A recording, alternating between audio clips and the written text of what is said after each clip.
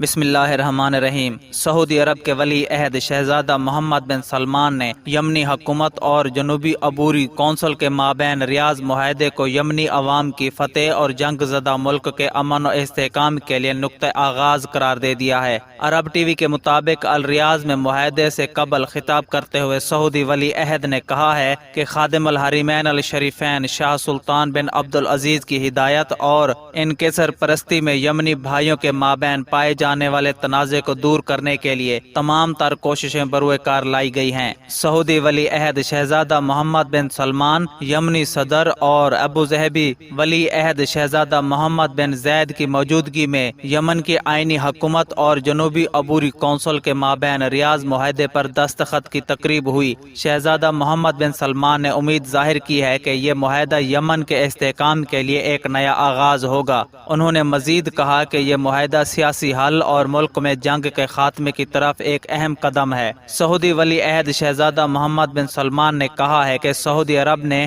یمن کی آئینی حکومت کے مطالبے پر عبوری کونسل کے ساتھ مصلحت کی کوششیں کی۔ انہوں نے مزید کہا کہ ہم نے یمن اور خطے کی سلامتی کے لیے بہت کچھ حاصل کیا ہے اور ہم یمنی عوام کی امنگوں پر عمل پیرا رہیں گے۔ شہزادہ محمد بن سلمان نے ریاض معاہدے کی کامیابی میں متحدہ عرب امارات کے کردار کی تعریف کی۔ انہوں نے کہا کہ متحدہ عرب امارات نے سعودی عرب اور اتحادی ممالک کے فوجیوں نے یمن کے لیے بہت بڑی قربانیاں دی ہیں۔